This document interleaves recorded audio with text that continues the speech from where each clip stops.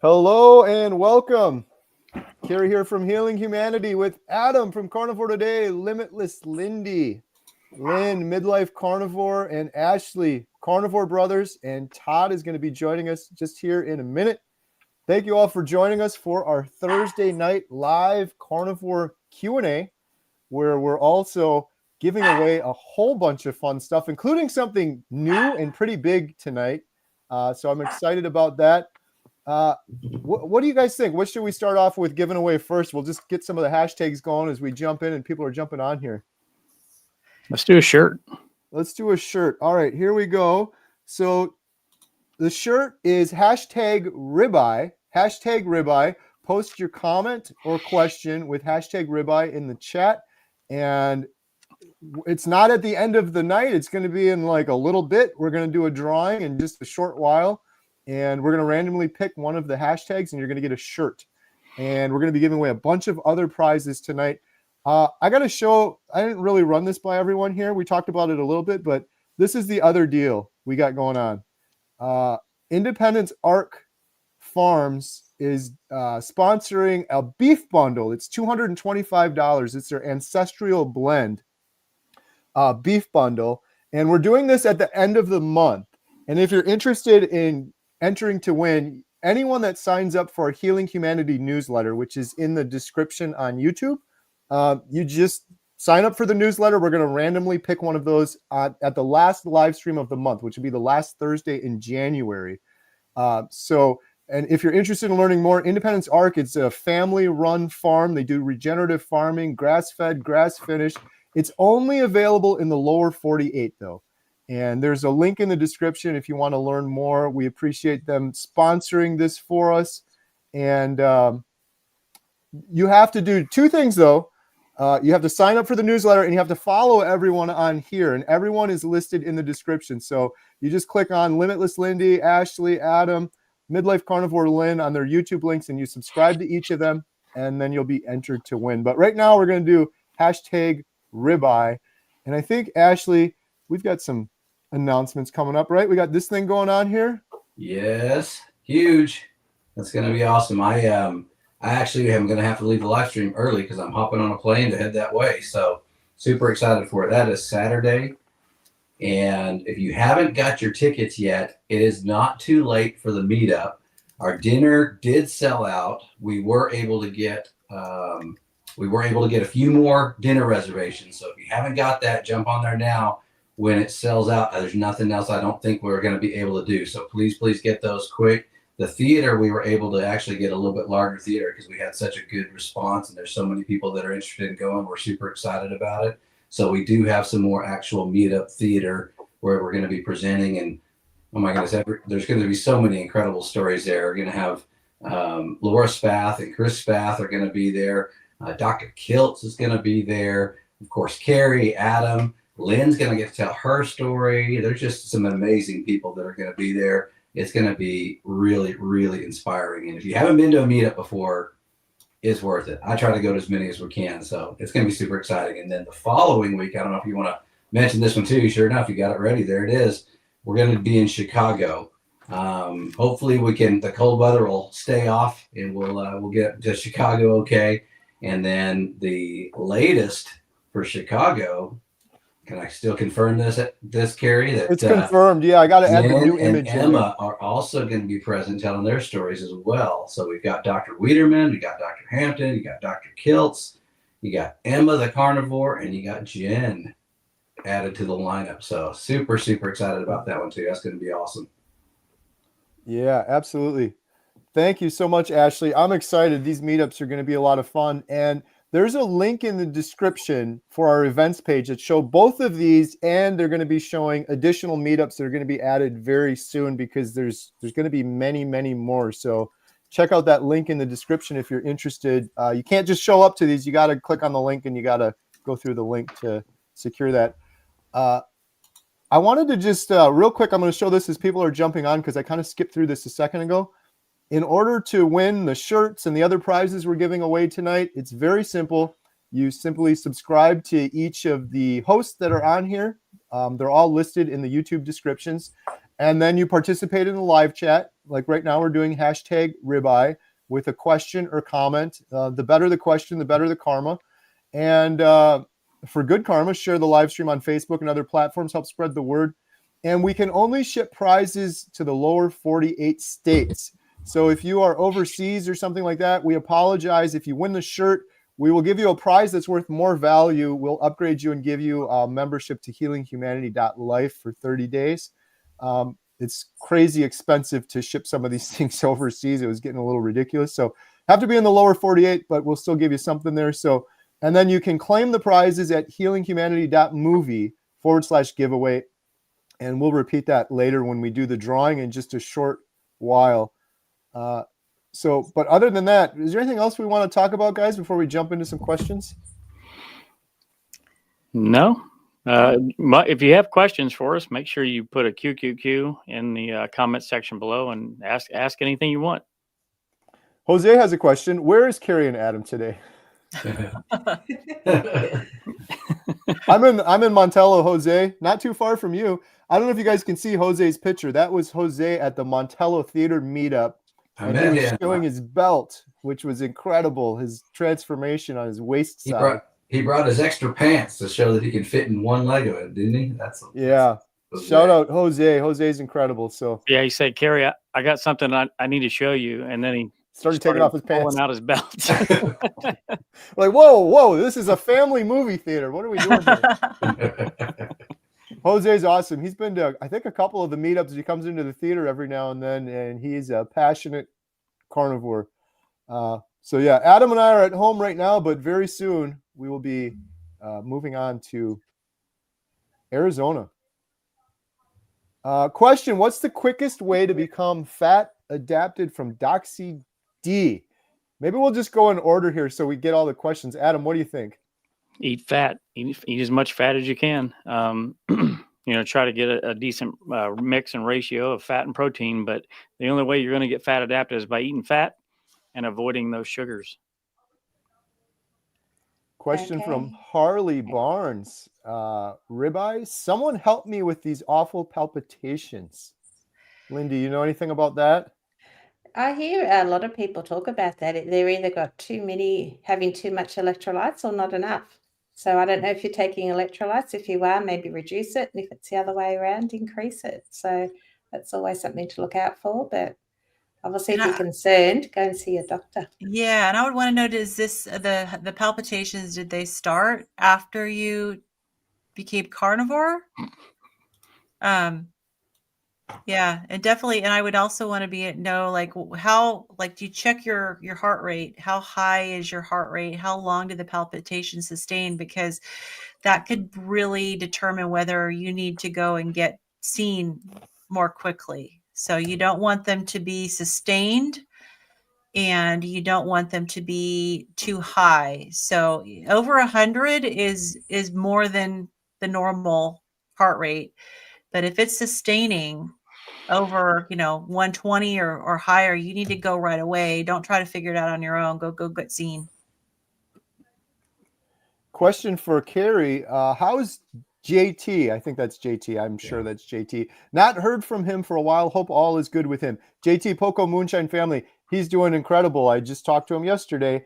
And we had him on our membership site, HealingHumanity.life, I think last week, as one of our, or maybe it was the previous week, as one of our Healing Humanity heroes.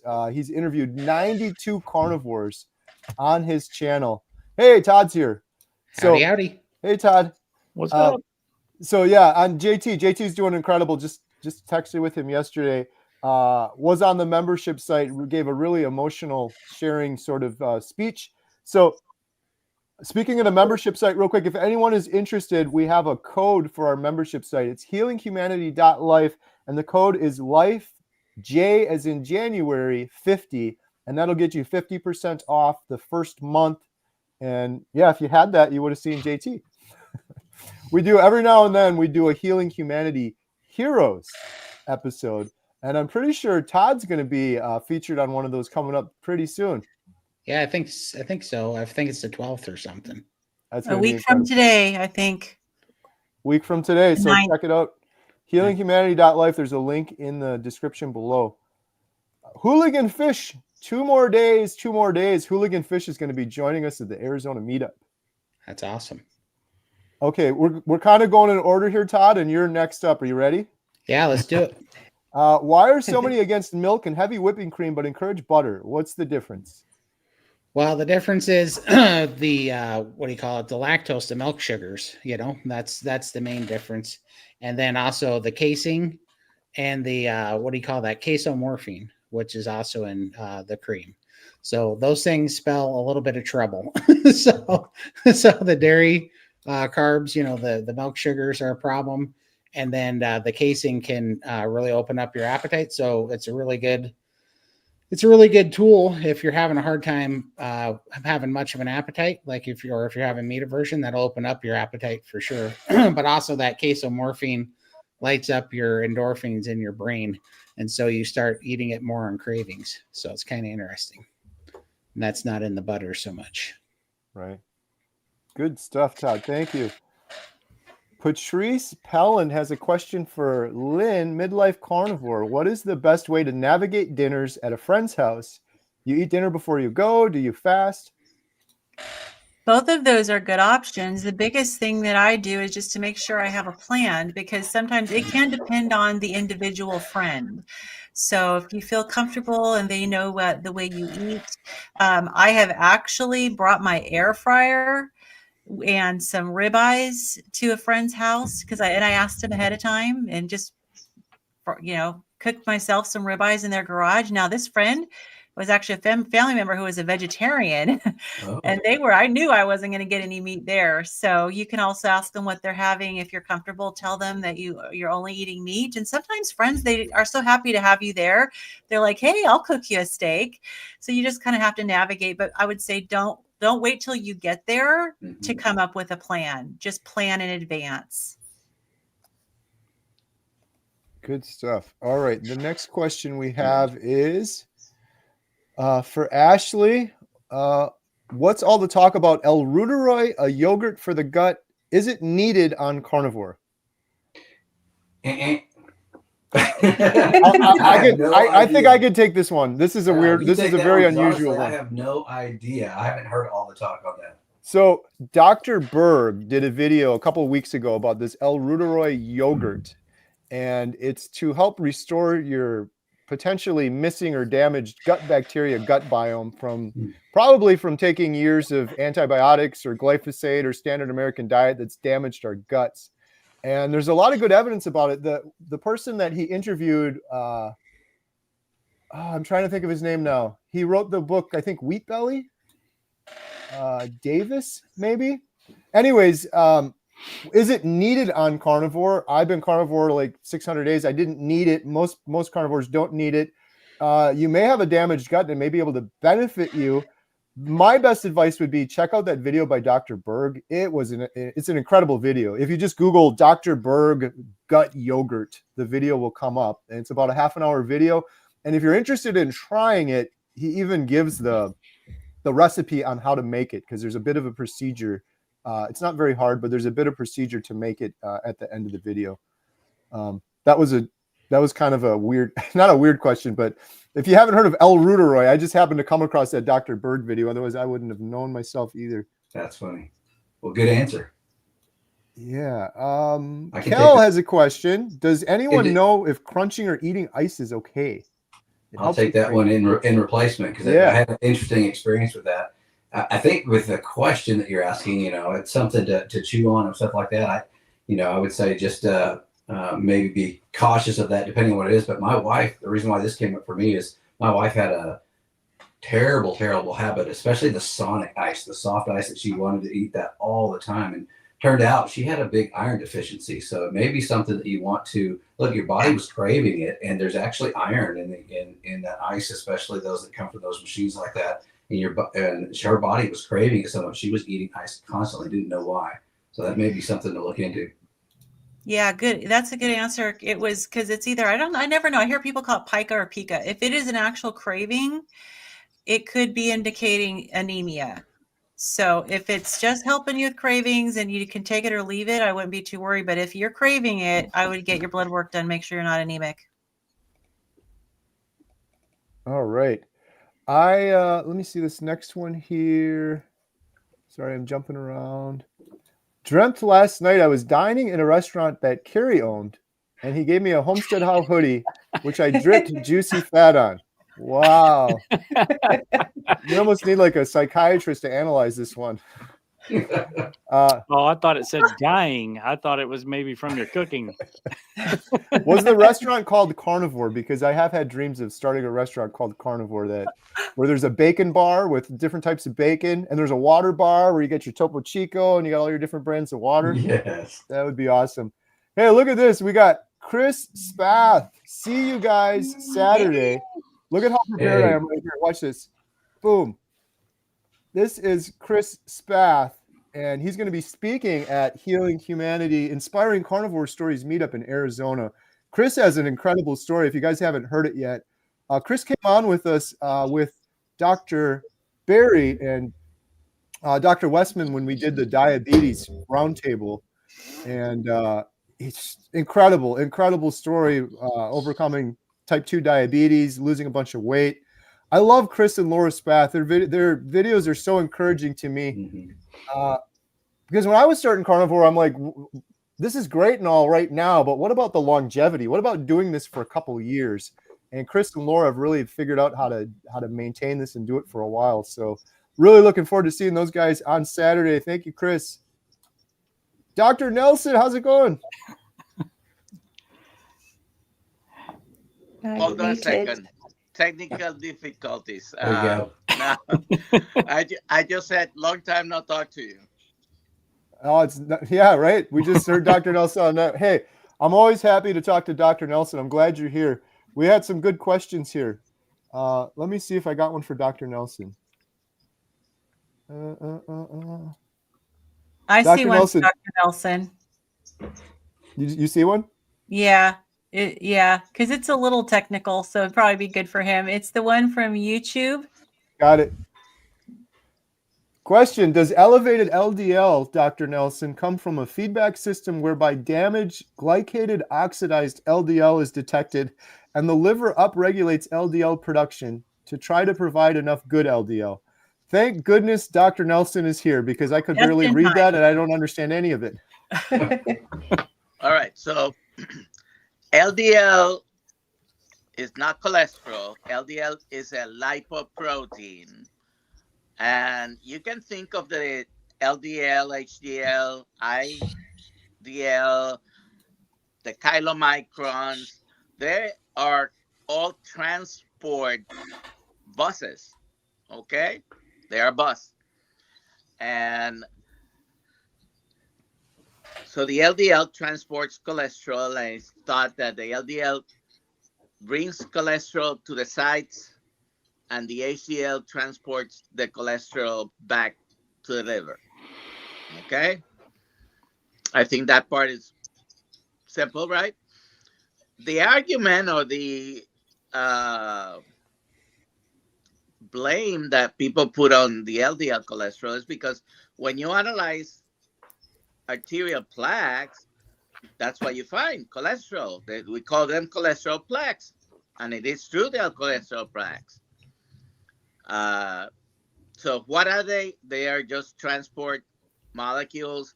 They transport not only cholesterol, but a bunch of the vitamins, especially the fat-soluble vitamins you'll find in these particles. And the part about the oxidation of the LDL, it seems to be those are the parts that usually seep into the inner layers of the arteries. Now, is that the beginning of the process, or is that just down the cascade of events that started with inflammation? I believe it's the latter. Inflammation mostly started by excess carbohydrate in the blood and the excess insulin that's trying to handle the excess carbohydrate in the blood. I think that's one of the if not the initiating event, one of the initiating events, inflammation is caused, and way down the road, you will have LDL cholesterol comes to the rescue. And some people might, I know Kerry has used this analogy, just because the cholesterol is there doesn't mean it caused the plaque, just because the fireman is at the fire doesn't mean the fireman is causing the fire. Although sometimes they are guilty of that. At least if you watch enough TV. But I think the LDL cholesterol and the oxidation and all this other process, it's downwards effect. It's a chain of events was initiated by the inflammation, and your body is trying to heal. When you look at your skin and you scrape your skin and you have bleeding, if there wasn't an immediate response of inflammation, you would die from just a paper cut. You have to start clotting. That area gets swollen. It might get hot. You might get an infection because all the white blood cells are rushing to the area and they're fighting the bacteria that's trying to go through the skin. Inflammation is a natural response of your body to an insult.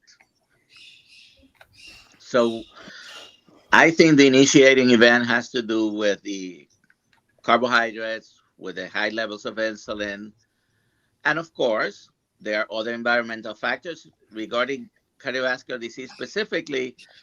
We have smoking, for example, which has nothing to do with diet, causing inflammation everywhere. Okay.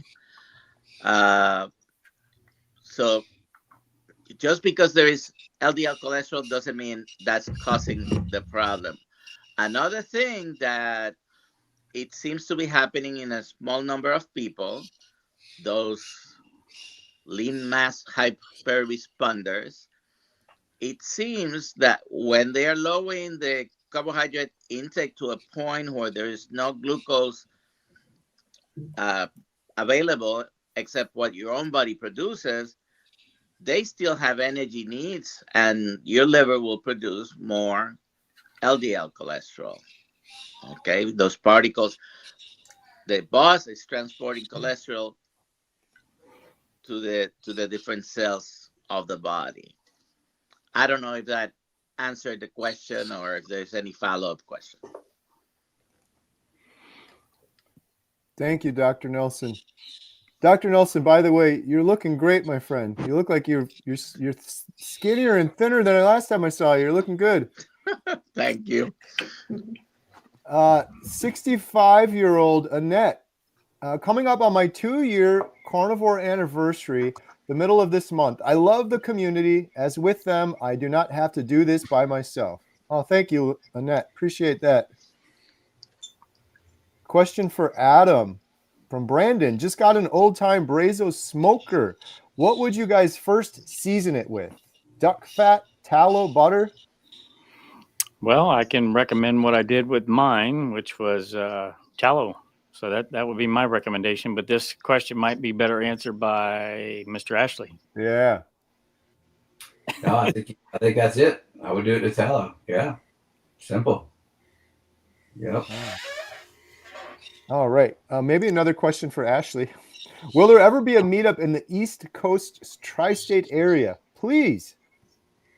Yeah. So I know that the plans are definitely to get all over the United States. We don't have a date selected for that area yet, but we do have at least one other individual who has reached out about helping coordinate an event that would be out there. So if one thing we always like to have is some support from locals that might be in the area. We've realized through a few of these meetups that some of the logistics can be a little bit difficult if you're not familiar with the area. So I would say if you would reach out to me at Ashley@HealingHumanity.movies, my email address, I'd love to put you down if we ever get out into that area. And we can definitely contact you for some local logistics information. But keep an eye on the HealingHumanity.movie/events website, as we're going to be posting everything once they firm up. Once we have dates solidified at a location, that'll be the first place that goes up when we have that information available. So keep checking that, and yeah, we'll hope to be in your area soon. All right. Patty Cox, I started Carnivore on the 1st of January. Love and prayers from Australia. Congratulations, Patty. Good job getting started. Awesome. All right, we're going to be doing a drawing here in just a minute. We're going to take one or two more questions. Win a Healing Humanity t-shirt. Post your question or comment with hashtag ribeye for a chance to win. Oh, we got a question from our friend Jose. I think this one's for me. I'm on a 48 hours of my first ever 3-day fast. I am only having bone broth. Carrie, how was your fast? What can I expect in this fast? My fast was great. I've done several water fasts, and I did a dry fast for the first time. I got a little bit tired near the end. I was going to go for 3 full days, and I tapped out about 6 hours shy of 3 days. And that would be my recommendation, Jose, is really listen to your body and don't try to be like, I got to do 48. Like if you're starting to feel weird or something, don't be a hero, right? Tap out. But the reason I did this fast, people keep asking me, like, is there something wrong? What is you do? There's nothing wrong. There's no medical reason. I'm not doing fasting to try to lose weight. I feel incredible when I fast. The last fast I did was an 8-day water fast, and I felt euphoric at the end of it. Like I did not want it to end, but I had to eat something. So I wanted to try it again. So that's why I did it. So I felt really good. I think you'll start feeling pretty good, Jose. Most people do when they're fasting. Get your body into some autophagy. For me, like one of the biggest things I noticed with fasting is my sleep becomes incredibly better. Like I just wake up just feeling great, just feeling incredible. So Todd, you do a lot of fasting too. Do you have any thoughts on this? You've probably done a lot more than I have. Let's see here. As far as the 48-hour fast, the things you should look for is like getting cold. That's a huge one. Brain fog, irritability, not being able to sleep. But generally, I get brain fog first, and then if I get a chill that won't go away, I know that my metabolism's tanking. And so that's the biggest one. But yeah, I absolutely love fasting, especially for autophagy, for my lymphedema. It heals. It's the number one thing I think that's healing my lymphedema is long fasting. I did 12 7-day fast this summer.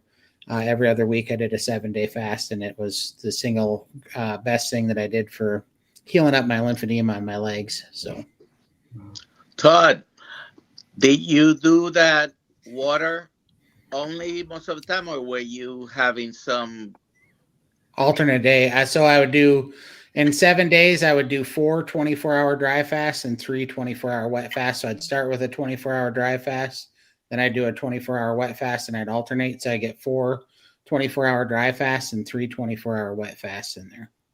Wow. All right. Not everybody has to do that, but hey, if you can do even a 24-hour, 48 hours, for sure. Sometimes it makes you feel rejuvenated a little bit, I think.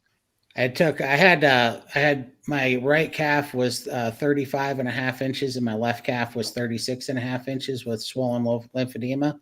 And I lost 9 inches on my right calf and 8.5 inches on my left calf. Wow. Incredible. Wow. It's incredible. Yeah, it's crazy. If we were on Zoom, I would do the little heart thing. I would too. Come on, StreamYard. We need some hearts here. I know we need some reaction button on our. Ashley's got it. The iPad used to do it, but it's not doing it anymore. Yeah. Question for Adam. How do we stay consistent on carnivore? Who's this question for? Adam, I think it was your turn, right? Sure. Yeah. How do we stay consistent? I would say, this is sort of on the mental side of things. Just get things sorted in your head first on why you're doing what you're doing, and get things, in order upstairs, if you will, first. I'm not sure exactly what an issue you would be having with consistency. Maybe donuts in the break room at work or holidays or something like that. But if that's the case, then just make sure that you're always prepared for those situations. Carrie likes to have purse bacon ready. So, if I ever have a craving, I just go to Carrie's purse and I know that there's bacon in there, but only kidding. But Then I yell, "Get out of my purse!" right. So making sure that you have those things at the ready, jerky, whatever it is, hard-boiled eggs can help in those situations. And also eating before you go to those events that may be causing you an issue with staying consistent are some things that I would look into trying. You could take my wallet, you can take my keys, but don't touch my bacon. Chris Stearns is celebrating 1 year on Carnivore Today. Just got his ticket for Chicago with dinner. Looking forward to seeing Chris out there. Chris came out to Montella Theater as well. Chris is awesome. 1 year on Carnivore. Congratulations, buddy. Jennifer has a question. I think we're on Lindy now. Any good meat sticks outside of jerky that's good to use, and especially for traveling? Well, here in Australia, we don't have a lot of clean options. So I just make my own jerky in this. And luckily, I've bought a smoker, so I can do all of that. But I know Todd has a lot of meat sticks because he feeds them to his dog. So maybe you can suggest some brands. Yeah, I mean, some well-known brands, the only ones that I really know of are Chomps. Those are pretty, pretty healthy, pretty clean. And then otherwise, the meat sticks that I get are from a local place called the Chalet Market, but it's a Montana-only joint that they smoke elk and buffalo sticks in-house there. And I really like those, but they're a local place. so I'd have to say last few Chomps. months. Sorry, the last few months I bought at Sam's Club, of all places. There's some short meat sticks. They're beef, grass-fed, grass-finished, no sugar added. They do have a few spices, but pretty clean. And you can get a bag of 12 for about, I don't know, somewhere between $12 and $15. Yep. I think it is. Yep, those are pretty good. And one other, I'll jump. I forget the brand. I think it's Archer. I think that's the brand. Yeah, that's it. That's correct. Yes. But one other tip I had in regards to this, I just made ground beef jerky. So you can get a jerky gun that has a flat tip for making jerky out of ground beef. And you can mix in it whatever you want, and then you put it in the smoker to sort of dehydrate it, or you can put it in an actual dehydrator. But those jerky guns usually come with different nozzles on them, so you can have like different diameter meat sticks that you want to make as well. So you can easily make your own. Good I'm stuff. hoping you have some of that left so you can bring tomorrow in Arizona so we can sample your new meat sticks there. I got 5 pounds of it. Yeah, it really wasn't fair for you to text us pictures of it all, so you have to bring it. Well, the problem is we're on the same flight, so I don't know. 5 pounds. Oh, yeah, come on, Carrie. Save some for the rest. They're done. In Austin. Right. All right. So we're going to do a drawing now for one of the Healing Humanity shirts, #ribeye. And by the way, if you're really interested in getting one of these shirts and you don't win, there's also a link in the description below for the merchandise. And every penny we get from those goes towards the documentary. So let's see. I'm going to share my screen here. Drum roll, please.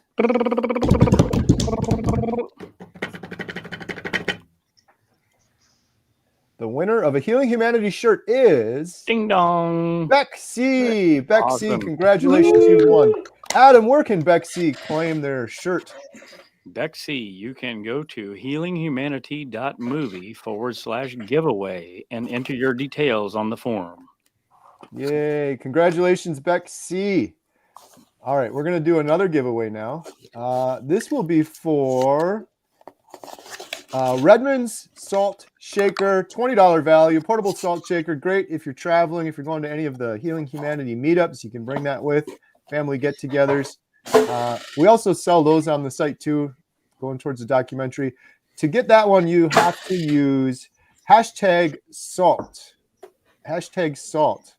And we'll be doing that drawing shortly. So stay tuned for that. Just a real quick reminder for everyone, in order to be qualified for the drawing, you have to subscribe to each one of the panel members' channels. There you go. Carrie's got it on the screen for you. Like the video, the live stream that you're watching, and then hashtag salt in the comments. And if you comment on each channel, that gets you an extra entry to win. Yeah. So go nuts. It's real quick. It's real quick to subscribe. And shout out Dr. Nelson too. I added Dr. Nelson is in the description, so make sure check out Dr. Nelson as well. All right, the next question we have, we were just talking about meat sticks. Hey, it's our friend Jesus and Carnivore Becky. Ribeye. I've been going through a stage of not wanting to eat much anymore. Weird for me not craving my usual steak and burgers, being I've been doing this a year and a half almost. I think we did Lindy and then Todd. I don't know, Todd, if you want to take a shot at this one. Yeah, let's see. I've been going through stage. Yeah, I've had a few stages like that too, but I started making things more like I take 50% burger and 50% bacon, and I mix those up, and then I smoke them. And sometimes I get away with pickled jalapenos. I found out the pickling process takes out the oxalates, so I don't have any bad reactions to them. So I like to add hot pickled jalapenos to those burgers, and then I smoke them. The smoker also is just a game changer because I've never not craved smoked ribeye ever. So that seemed to cure it for me quite a bit. And yeah, so it's been fantastic for me. And then otherwise, if I get real particular and nothing sounds good, I just fast. I'm like, okay, well, this is a good time to fast for me. So then I had a 7-day fast or even an 84-hour fast. And I'll tell you what, after 84 hours to 7 days, any kind of meat tastes good for sure. Thank you, Todd. Next question is from Lori. This is for Lynn. Lynn, starting Lion, should I also try to eat more butter or just eat meat and salt? I would definitely recommend tracking for a few days so that you can really figure out how much fat you're actually consuming. I did Lion for about a year, and sometimes I added butter, other times I didn't, but fatty meat is the key. And you might find that if you're eating the fatty meat, you're getting an adequate amount of fat in your diet without needing to add any extra fat. And if you're sensitive to butter, then if you find that you do need extra fat, you can add, tallow, but I would start with tracking, because you may be surprised if you're eating fatty meat that you're already getting 70, 75 or more % of your intake from fat. Thank you, Lynn. Question for Ashley.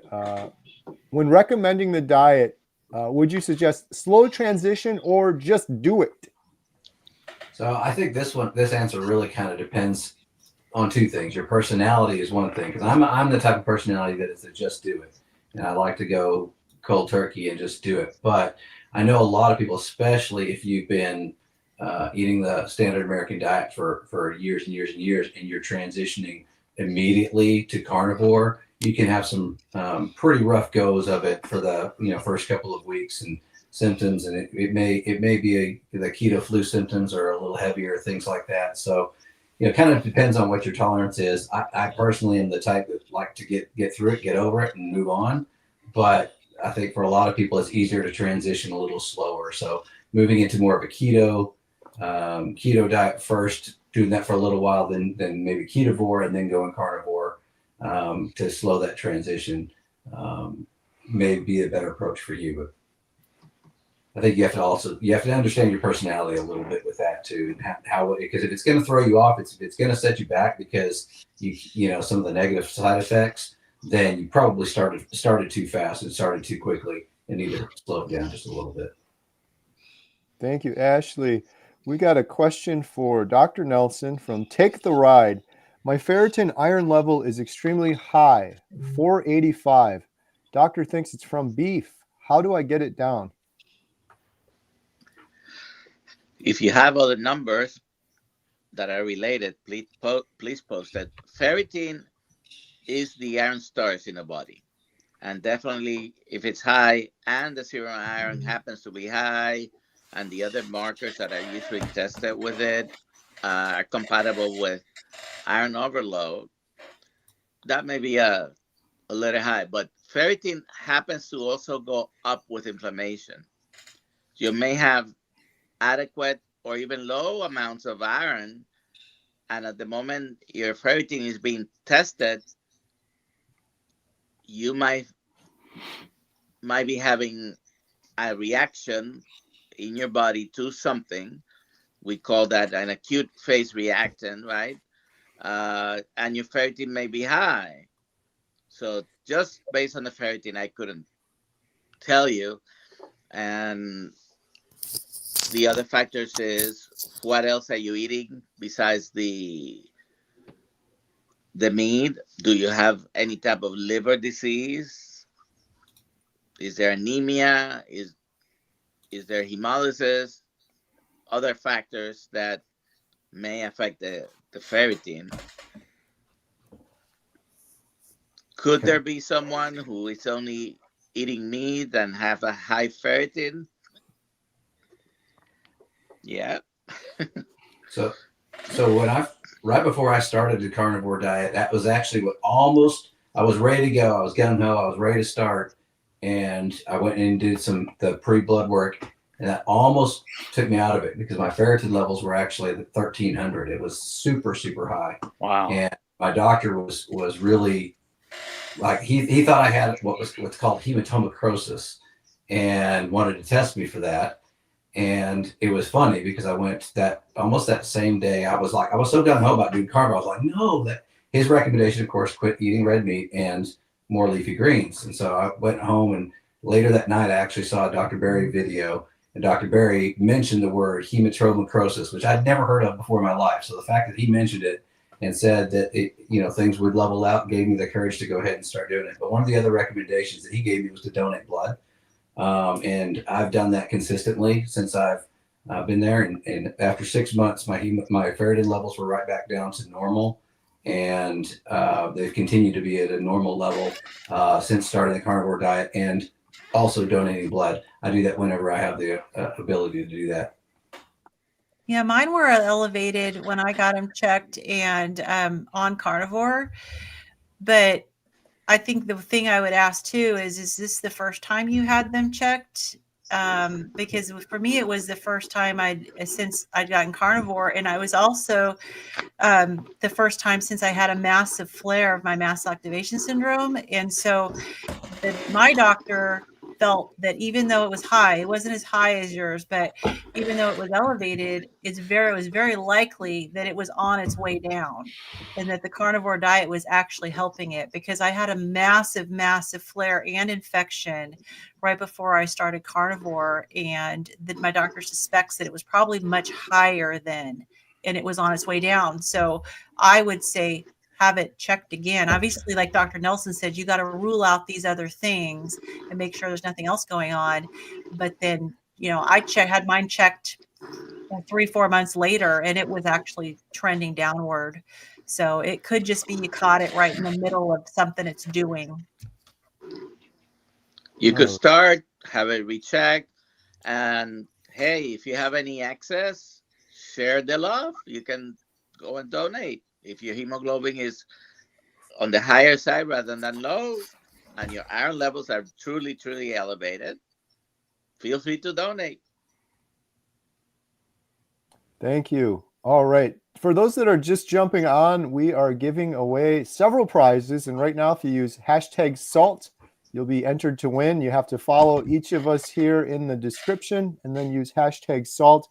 And let me see what the next question is here. For Adam, do you eat 2 meals a day, or is there a recommended period of times between meals? That's a good question, JC. I personally do eat 2 meals a day. When I first started carnivore, it was more so 1 meal a day until I lost my fat suit. And then once I lost my fat suit, I started to eat quite a bit more, and I've kind of balanced myself out at 2 meals. But honestly, you need to find out what works specifically for you and your situation. And I'm not sure, are you trying to heal something, or what you have going on there? So maybe you can put that in the comments and add it with a QQQ, so we can delve into that a little bit more as far exactly why you're doing the carnivore diet. But and this advice would be for anybody. I wouldn't just straight up listen to anyone out there that says you need to eat this way or you need to eat that way. You really need to listen to your body and have specific goals in mind that you're wanting to do with your health, and kind of work it out with yourself. Get a good coach. They can help you with that, but you really need to just find out what works for you and go from there. You're unique. We're all unique here on this panel. We all eat differently. We may say that we eat 2 meals a day, but Dr. Nelson might eat 2 eggs in the morning, and I eat 10.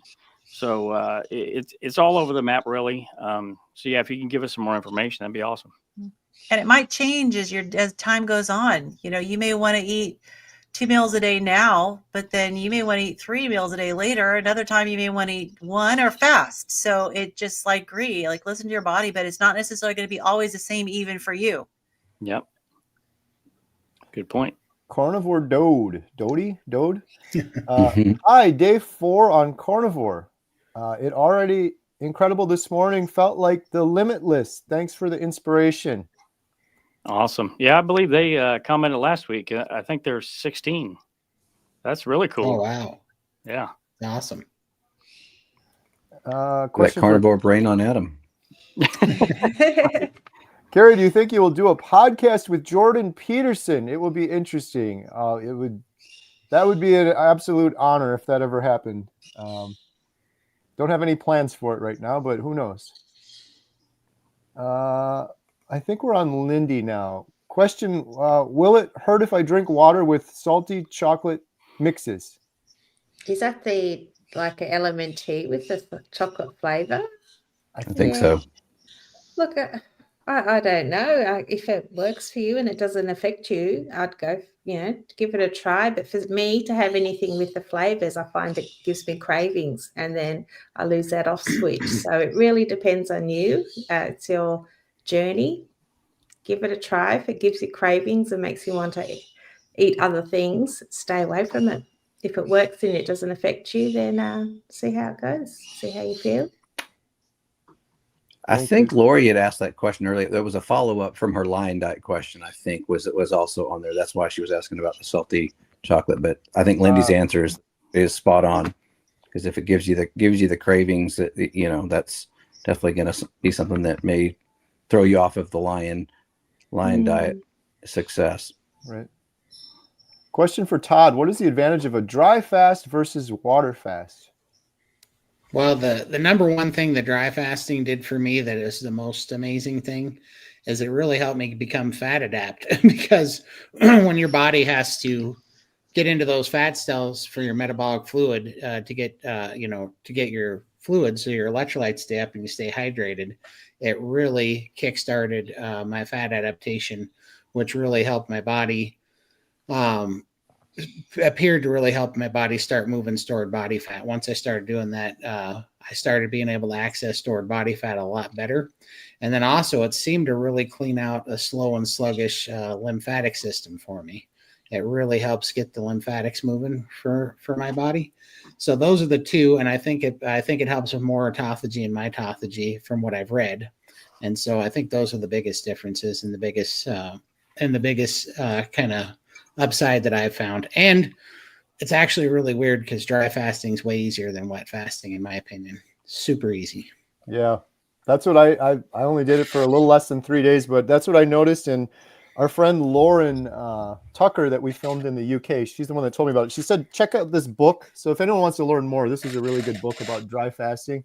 Because I've been getting a lot of comments, and sometimes it's hard to answer a comment when you have like a whole book full of really good information. But I totally agree with what Todd said. Lauren said What's the the same name? thing. What's the name What of was the the name? book? That's I'm hard sorry. to read. Yeah. The Phoenix Protocol, and it's written by August Dunning. The Phoenix Protocol. Dry fasting for rapid healing. And I'll just share one thing in here that Todd kind of mentioned that was so interesting. The what is it? The metabolic water. When you're dry fasting, the guy in here was talking about he was measuring. This dry fasting. This is a weird thing, Todd. I don't know if you experience this. I'm like not talking about it too much on my channel because first of all, I just want to say real quick, I'm not advocating and doing a challenge. I was just dry fasting on myself. Never told anyone like to do anything, but it's interesting when you talk about fasting, it's almost like talking about carnivore. I'm getting PTSD where people are like, that's crazy. You can't do that. That's nuts. And it's like, in this book, there's 2 Russian doctors that have done it, I think like 20,000 studies on people, like in medical settings doing dry fasting. Some really interesting stuff. But one of the things he was saying was when you dry fast and your fat is metabolized into water, and they tracked his urine output, and he's not drinking anything, right? And I think they said on day 3, 4, 5, 6, more urine, more urine, more urine, more urine. I'm like, that is crazy because your body is actually producing it from your fat stores. And so, yeah, you tend to lose fat quicker dry fasting versus wet fasting. I probably butchered a lot of the science on that, but it was really interesting that I'm like, that's crazy. How can you have more after that? But your body produces the whole thing, Todd. You're going to be dead in 3 days, right? With no water. You believe that anymore? I used to believe that. Like what? No, so one of my goals for 2025 is I'm going to do a 7-day dry fast. I'm going to get one of those down because, I've actually done some 72-hour dry fast by accident because they're so easy to do. So when I was doing my alternate day dry fast, wet fast, dry fast, I would forget to drink on my wet fast day and then I'd go back into a dry fast. So they would turn to 72-hour dry fast. I did a couple of those just by accident. And I felt fantastic. Never missed a beat. So I'm convinced you can do a 7-day dry fast. Well, I surely can. Maybe if you didn't have much stored body fat. Right. That's a big caveat. So like we're saying here, full disclosure, we're not saying everyone go fast, go do what we're doing. Todd's doing it for himself. I did it on myself, but everybody's different. And if you don't have a lot of weight to lose, it may not work out for you, sort of thing. And but if you're interested in learning more, like educate yourself, get a book, read about it. There's some really interesting stuff in that book for sure. I found it fascinating. I devoured that book. I was like, just going to read a little bit. It was so interesting. So, all right. Danny has a question. We're on Lynn now. We need some Healing Humanity to come to the Pacific Northwest. June 6th, 7th, 2025.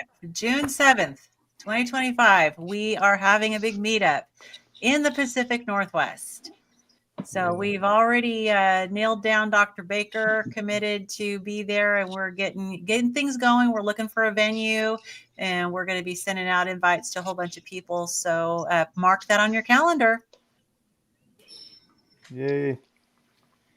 Diane, Small Town Happiness. 2 days of lion. Quit the challenge even though I've done carnivore 1.5 years. Didn't realize how addicted I really am. Coffee, gum, butter, heavy whipping cream. All right.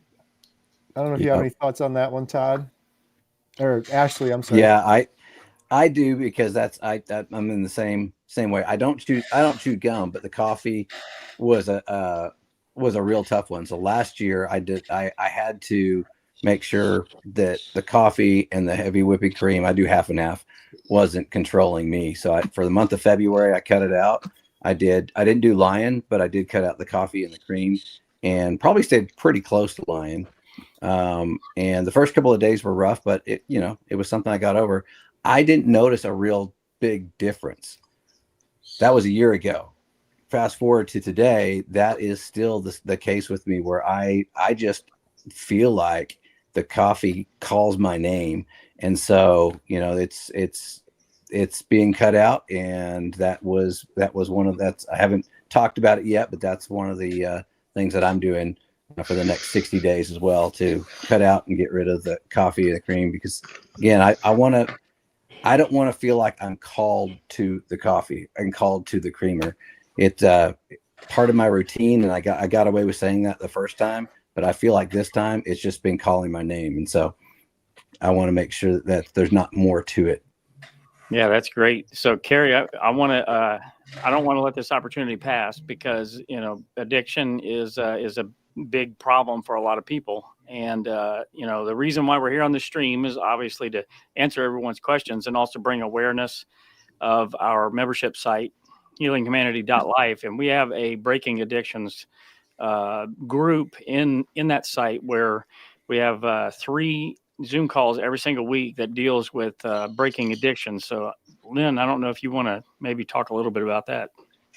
Yeah, so on Mondays, and every month we go through, it's based on a 12-step program, based on the original 12-step with Alcoholics Anonymous, but we're applying it to eating carnivore. It's not even like Overeaters Anonymous because we're carnivores. So we're not really talking so much about overeating, but more than just food addiction. So every month on Mondays, we're working through the 12 steps, and we do it in a 4-week, 4 sessions. And then on Wednesdays and Fridays, we have what's called a Breaking Addiction Fellowship meeting, where we have opportunities for sharing. So if you've ever been part of a 12-step group, you know that they're very structured. We have readings. We go over the 12 steps, 12 traditions, some of the literature every week, but then we open it up with a topic for sharing and take turns sharing. And then we have a social time at the end. And so it has been growing. It's been really starting to change lives. So I would love to have everybody come and join us. And I have the promo code on the bottom of the screen there. It's HealingHumanity.life, and Life J as in January 50 will get you 50% off the first month. And we're about to do a drawing here in just a minute. #salt. And I just want to shout this out again. Independence Arc Farms. We're giving away a beef bundle, their ancestral blend. It's $225 value. We're doing that at the end of the month, the last Thursday of January. But to register, you just follow everyone here on the screen in the description, and then you sign up for the email newsletter. Anyone who signs up for the email newsletter in January will be qualified. We're going to do the drawing at the end of the month. Really good stuff. Independence Arc Farm. I got a whole bunch of it in my freezer right now. I've been eating it up. It's grass-fed, grass-finished, regenerative farm, family farm, really good stuff. Available in the lower 48 only. And there's a link to Independence Arc Farms if you want to learn more. Check out their website. Go support them. And if you want to see Marco himself, I did an interview with Marco and just posted that video yesterday on my channel at Carnivore Today.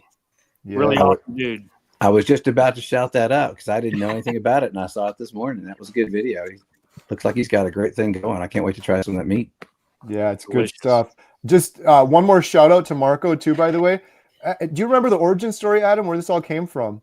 My favorite carnivore meal, I've been raving about this forever. Adam and I ate at Mimi's house, and it was beef shanks, and they were from Marco's farm. That's how I got hooked up with these guys. And Mimi's like, you should try their stuff. It's really good. And I'm like, I got my neighbor here, but he keeps getting sold out. And I wanted the beef shanks, and my neighbor didn't have the beef shanks either. So it's good stuff. So link in the description. Just sign up for our email newsletter. Hey, look, it's our friend Kent Carnivore. Yeah. Opus. Yeah. Hello, Carney. What's up, brother? Another great YouTube channel. Lee just did a video a couple days ago talking about 21 days on carnivore. There's this phenomenon on 3 weeks in carnivore where people have this epiphany or this whoa moment. And he was talking about with Tammy Peterson. Really good video. Shout out Kent Carnivore.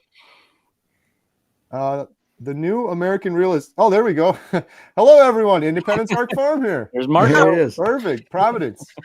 Marco, how's it going, buddy? All right. I don't remember where we left off now. Oh, is it Dr. Nelson, I think? I had a Dr. Nelson. We're doing a drawing, aren't we? Oh, yeah. We got to do the drawing and then Dr. Nelson. Okay, the drawing is for the Redmond's Portable Travel Salt Shaker. I'm going to share the screen here. Drum roll, please. $20 Redmond's Salt Shaker delivered to you in the lower 48.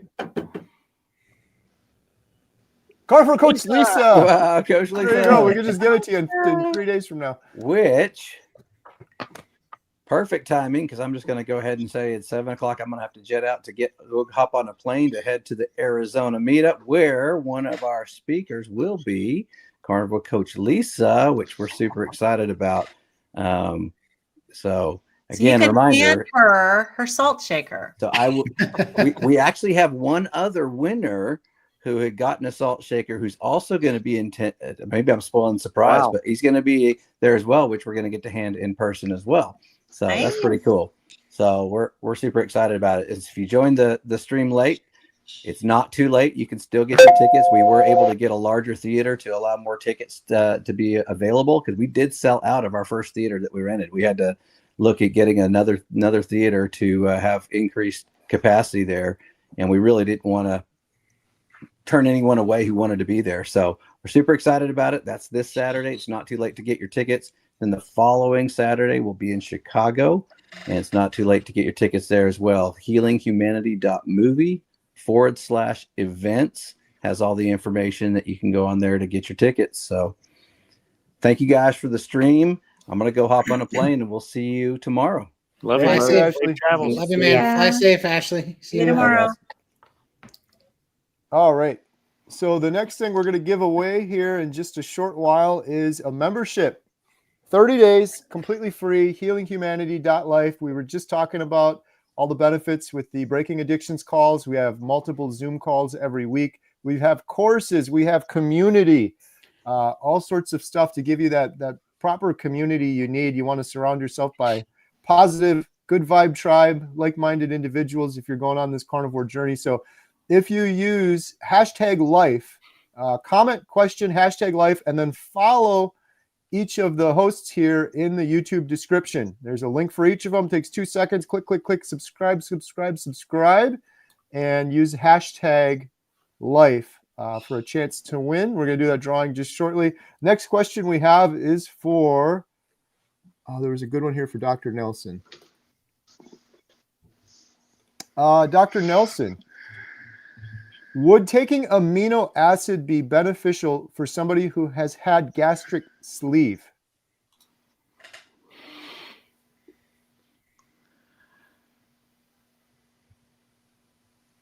I think the best source of anything is the whole food. And I'm having some technical difficulty. I don't know if you're hearing me okay, but I wasn't hearing you okay, Kerry. Some people need to, they have such a reduced size to their stomach. In the case of the gastric sleeve, it's not that they reduce the size. They did reduce the size by sliding a sleeve on the stomach and diminishing the amount. But if you can eat the food, that's the best source of any amino acid. That's pure amino acids. Sometimes adding powdered protein and these things, the shakes, and may not be as good. But if that's what's gonna give you a certain amount of protein, if you're shooting for a certain amount of protein in your diet, and that's the only way you can do it, then you can do that. But I would try to eat the meat. Thank you, Dr. Nelson.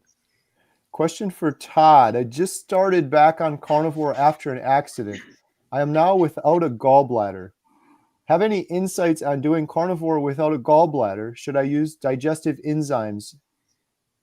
So my mom doesn't have a gallbladder, and she had issues at first, and so we use digestive enzymes and bile salts and ox bile to help her get through it. But really, it was only about 4 months into it, and her gut microbiome was strong enough to handle it on her own. So she started handling the fat really good. So I think it's a bridge. I think it's probably an N=1 thing, but I don't think you have to stay on them. I think there's a really good chance that it'd be a good bridge, but I think your gut microbiome will get there for sure. I'm with you. I don't have a gallbladder. I think Lynn is without a gallbladder also. Jen doesn't have one. Lindy, like most of us don't. I think a lot of us don't because of maybe what we were eating before caused us to get rid of the gallbladder. And I didn't use the enzymes either. Took baby steps. So yeah, it's the low fat. That's the problem. Your gallbladder needs to work, and the low fat makes it just sit there and get develop sludge and, All right, question for Lynn. How to deal with histamine intolerance? Right now my face is burning and a little itchy. Ouch. Yeah. So the itchy, absolutely. I would say it's, sounds like histamine intolerance. I'd be wanting to clarify with the burning. Are you referring to flushing? Or because burning, want to clarify, make sure there's no rash. Are you flushing, or it could be neurological pain? So I just want to clarify and make sure that it's truly a histamine thing and it's not something else like neuralgia, nerve pain. But if it truly is like flushing and itching, then I can say two things. The quickest thing for you to do is to look up Swiss Interest Group Histamine Food List. They have the most comprehensive list that I am aware of on what foods are higher in histamine, can cause histamine release from your mast cells, and look through that list and start using that list to figure out what you're consuming that is building up the histamine in your system. You can absolutely go to my channel, Midlife Carnivore. I have a video on eating low histamine on a carnivore diet, because there are lots of histamine, higher histamine foods that are carnivore, such as smoked meats, aged meats, cheeses, smoked cheeses, egg whites, cultured butter, black pepper. There's a lot of things that you don't necessarily realize that are carnivore. Things like shellfish. So get educated on what you can do to drain that histamine bucket in your body. Now, you can't necessarily control things that are in the environment, but you can control what is in your diet and what you consume. And it can take some time. But as you start avoiding things that are higher in histamine, your internal histamine bucket should drain. And I am never against, using the medications, the histamine blockers. If you're really suffering, if like me with mast cell disease, if your mast cells are all flared up and dysfunctional and they need to settle down, you may need H1 and H2 blockers just for a period of time to get things to settle down. So I would not be worried about doing that. There's over-the-counter medications. H1 blockers can be sedating, so find one that's not sedating if you're going to use it. And then if you just can't get it under control, go see an allergist and get some help. I was just going to ask you, Lynn, if you ever used medications, because sometimes it gets to a point where it's I used really to have bothersome. Yes, definitely. I used to have to take daily H1 and H2 blockers and a Montelukast, and then I also had two dissolvable. Well, one was a chewable Pepcid tablet, and then the other was a rapid dissolved Claritin that I would keep with me in case I had more of an acute reaction with the throat swelling and tachycardia. And like an attack, and those would kind of arrest the progress of it if I would quickly take those. Doing the lion diet for a whole year really helped a lot, and I haven't had any acute reactions and flares I can't even remember the last time.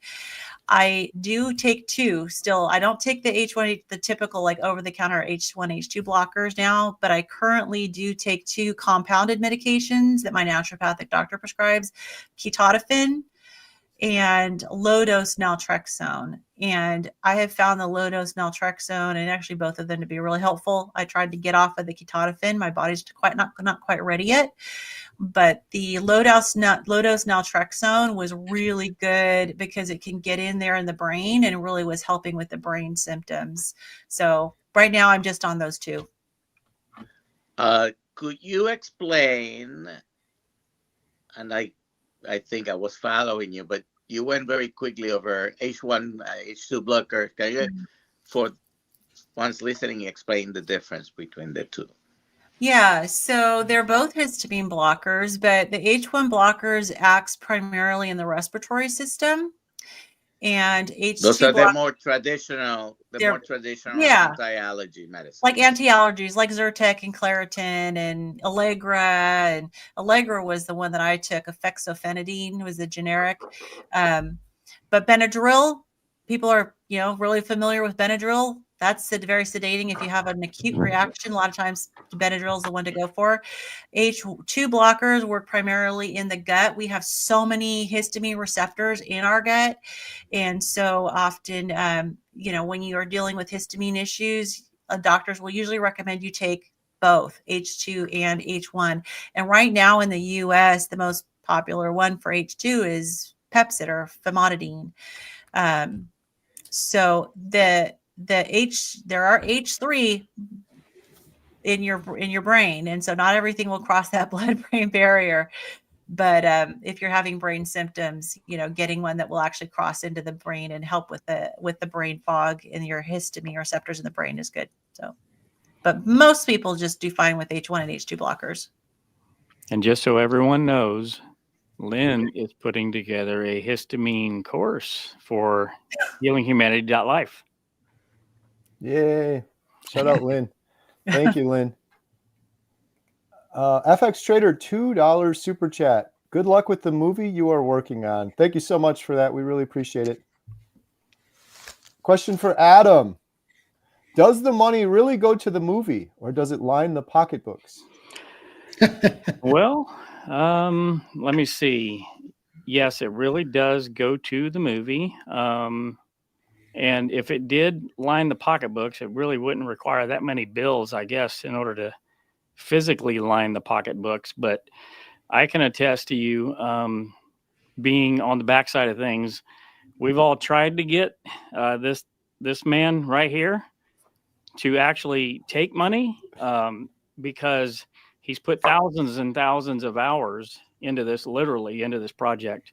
And personal money. And has donated tons of his own money. It's just sacrificed time away from his family.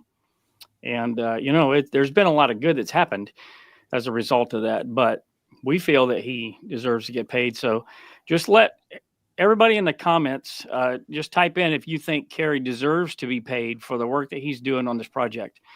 He's not, because he's drew a line on the sand and said that he's not, and I can confirm that because I have access to the bank account. But I'll try not to get too fired up about this, because what movie or documentary or anything out there do you know of that anyone that works on that project does not get paid, especially to the caliber that we're doing this film with? So I'll just assume that this was meant more lighthearted and go in that direction. I'm glad you took that question, Adam. Can I get paid in bacon, by the way, or steaks? Yes. Take that. We'll make a deal there. But I know Carey is very, very protective of the GoFundMe account, and is going, because that is the original fundraising account. And so, if you want to help get Carey paid and get the people working on it paid, join HealingHumanity.life, because as our membership site grows, not all, but some of that money will be able to go towards helping to pay for those who are putting in thousands of hours. Amen. All right. I don't know. Oh, here's a question. I don't know where we left off here. Currently on antibiotics with a chest infection.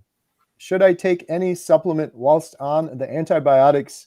Open for anyone that might have an answer to that one. That sounds like a Dr. Nelson question. That's what I was thinking.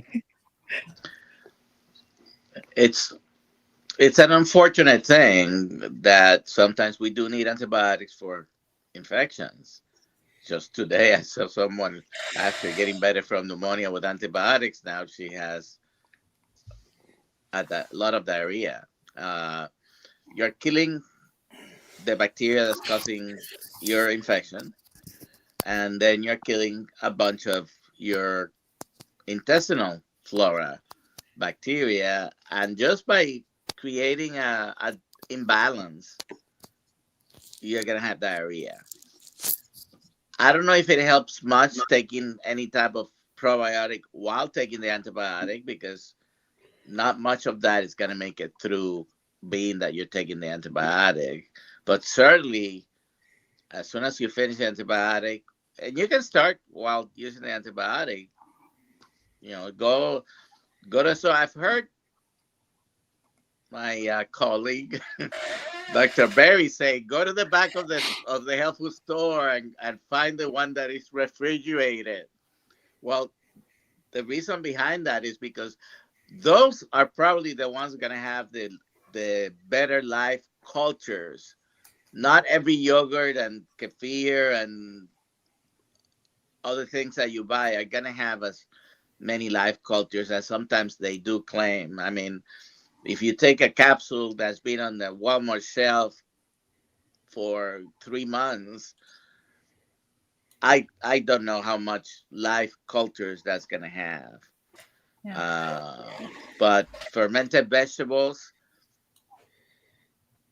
probiotics might be helpful. So, Dr. Nelson, would it be helpful just to provide some extra support for the immune system for fighting the chest infection, to take some things like vitamin C, vitamin D, zinc? Yes. You have to be careful with many of those supplements, like because they're full of sugar, because they're chewable, and they have to make them to taste good. And the way they make them to taste good is they load them with sugar. I don't know how much that's going to be helping. But if they can find something clean, it could help at least support your immune system to help fight the infection. Yeah. And there are many products out there that, I'm not going to suggest any particular one, but there are many products out there that you can do. Make sure you mentioned the immune system. You got to make sure your vitamin D is at a good level. That is probably one of the strongest immune boosters that you can use. I take a vitamin D because even though I live in Florida, my vitamin D was low. So I take a vitamin D that comes in coconut oil, 50,000 units with 100 or 200 of K2. Take once a week. Yeah, and I live in Washington State, where we are all vitamin D deprived. And when mine was low, my doctor had me take 50,000 IU once a week plus 10,000 daily. And then once it got to be, my levels got up, I still have to do 10,000 IU daily. So it depends on where you live and how much time you get, sunlight you get. Well, but yeah, I live in the Sunshine State, and we are all deficient anyways. Yeah. Yeah. And how much vitamin C is safe to take? Do you, like for people who are fighting these illnesses, do you just kind of gauge it and as to how much you take before you end up with diarrhea? I don't know if you need mega doses of vitamin C. In particular, see, if you're following a low carb, I'm assuming you're here, so you're either very low carb or carnivore. You're not going to have that much vitamin C needs.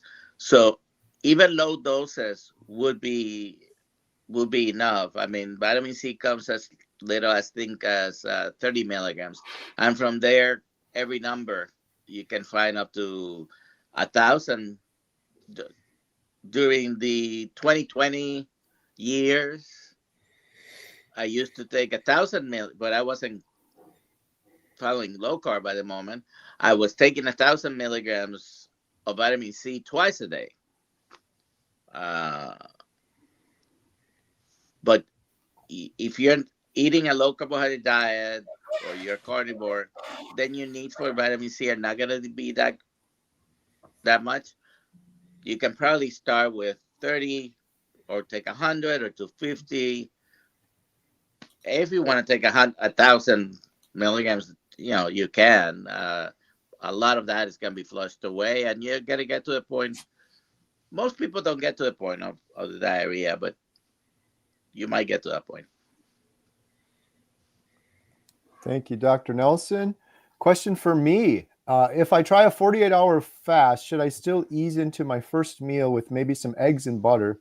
Or would it be okay to start back into a regular meal of meat? My recommendation, I'm not a doctor, but I've done this a couple times, is I would try to take it as easy as possible. I always did drink a little water. Well, you're doing a water fast. Bone broth. And then for me, I usually did eggs, and then I'd go back to the meat. You might be just fine, but especially if this is your first one, I would just be more cautious and take it a little slower. Bone broth seems to be a real winner for a lot of people. Question for Adam. Oh, before we do Adam's question, we're going to be doing the drawing here in just a minute. So get your entries in quick. #life for a chance to win a 1-month membership to HealingHumanity.life. You got to follow every one of us. All of the links are in the description. We're going to do that drawing in just a minute. Adam from Susan, UK, USA Lady Meat Heels. Would you like to speak at my Rotary Club? Interesting. Sure, I'll speak anywhere, Susan. But first I have to ask, is Rotary Group, is that like connoisseurs or fans of the old rotary phones? I'm kidding. Sure, I would love to. I don't know what I would be speaking about, but I'll talk about whatever we need to talk about. Natalie Johnson, I'm going to the Phoenix meetup. Awesome. Look forward to meeting you there. Can't wait to meet. Question for Limitless Lindy. 5 foot, 180 pounds. How much meat do I need to eat? Gosh, I'm probably the wrong person to ask this because I have no idea. I don't do macros. I don't measure fat. I don't measure protein. I keep it really simple because those kind of numbers just did my head in and made me stress over. Yeah, because I was trying to compete with people.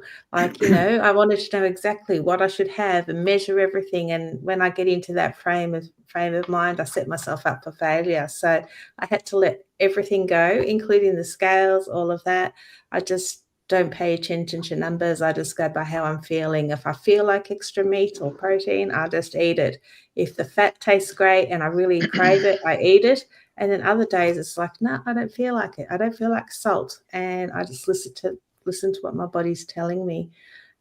So sorry, doesn't help you. Maybe I'm with you, Lindy. I'm the exact same way. If Yeah. someone says, how But many I think- ounces did you eat? I'm like, I have no idea. I couldn't even tell I think you. it helps though, because I know there are a lot of people who are here who, I got to measure my protein, my fat.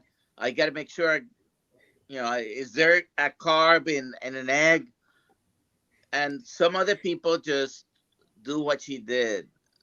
Just I think it's important when you're closer to your goal weight and you've just got those last few pounds or kilos to lose, and then it's probably I'll probably want to count things there and try and troubleshoot. But I still have a lot of weight to lose, and I just wing it. I am losing still. Just So- eat to satiety. don't underestimate the KISS principle. Yes, keep it simple. Keep it simple. Yes. But I think it's important though not to undereat. And Yes. it's very easy to you're especially at first, you eat to satiety, satiety, not society, satiety. Right. And then, you may be going along. I'm glad it's an easy word for you. That's right. Satiety. And then, you may be losing weight, trucking along, and all of a sudden you stall and you're thinking, oh my goodness, am I eating too much? And that's what happened to me. My weight stalled after I hit like 100 and some pounds. And for me, it was like I was under eating. I wasn't eating enough. So just keep in mind that if you find that you're trucking along, losing weight, eating to satiety, and all of a sudden you stall, you may need to increase your intake. And it may not be meat. It may be fat. Yeah. Because your And for metabolism me- tends to want to get stuck, especially if you're under eating. Yeah, and for me, once I start to crave other things, then I know that I need to eat more, that I'm under eating. It's like that off switch suddenly turns off, and it's like I start hankering for other foods that are non-carnivore. So I have to prime and just eat the bacon, eat the meat, eat the eggs, whatever, to get rid of that feeling again and get my off switch back. So your body's telling you if you start craving other things, you need to eat, or if the hair starts to fall out, you're under eating. Yes. So yeah. Question for Dr. Nelson. I have high sugars. How would I fast? Trying to wean off metformin and glipizide? So if you're fasting, you can choose to withhold your glipizide. Why? Because the glipizide, what it does is pumps more insulin out of your pancreas, and if you're fasting, you might get into a hypoglycemic episode. You do not need to worry about metformin and hypoglycemia. Metformin by itself never, never, ever causes hypoglycemia, because the way it works is improving your sensitivity to insulin, decreases the amount of glycogen breakdown to glucose, okay? And so when you use metformin, is that the only two things you're on? I'm assuming they are. So if you're going to do a fast, you might want to hold on the glipizide. It's okay to continue with the metformin. And the blood sugars are going to take a while to come down, but they will if you are strictly cutting the amount of total carbs in a day. For some people, it will take longer. Might be as short as 90 days. There'll be a tremendous difference, and some other people take a year to achieve the same results. Just be consistent. If you fall down, get up, get back on the horse. All right. Thank you, Dr. Nelson. Question for Todd. I'm struggling to start carnivore. I am prepared. I have the meat, eggs, and butter. What is the best way to start? FYI, I admire you all. Love you, Todd and Lindy. Man, I think the best way to start is now. Start right now, first of all, and then I had to change my environment. I had to make the path of least resistance to the carnivore food, and then I had to be prepared to eat through the cravings. I think those are the most successful ways to go about it. And then I really had to get my mind right. I really had to understand that, the reason why 39 years of dieting didn't work because it wasn't the answer, and this is. And I had to understand how they were lying to us and how, calorie restricting wasn't the answer, and that I was actually malnourished. And once I had that through my head, I had a lot more faith. And once I realized how bad of a poisonous drug sugar really is, that kept me super laser focused. And, I still don't know how much it had to play in it, but I definitely made a point out of making sure the blame, that in my mind, I know that the sugar is what killed my dad and brother, and that this is an enemy of mine. And that way it makes me hate it so that I won't go near it, so that I take it real personal instead of just playing it like it's, just a cute little thing that I can mess with now and then, or have a cheat day or something. I just hate it. It's just, it's caused, I don't think that there's been anything like sugar and how our food environment's been screwed up. I don't think I've seen anything cause more pain and suffering in my lifetime than that. And I like to keep that in mind at all times, because that keeps me pretty disgusted with it, and it keeps me away from it. Powerful reason why, for sure. Meathead, Carrie, love you, brother. QQQ. Thank you, Meathead. Polish Mike said butter is not the only fat to eat. If you need more fat in the diet, tallow or raw beef suet is much better. Thank you, Polish Mike. Probably not wrong. Just coming up on a minute or two, we're going to do another drawing for the free month of HealingHumanity.life. Just use #life if you haven't done it yet. Leave a comment or question. Question for Lynn. What health goal do you have this year? I can answer that, but I think you did skip a question. I'm kind of trying to move around a little bit. Okay. I just want to make sure you did. There was two in a row for Dr. Nelson.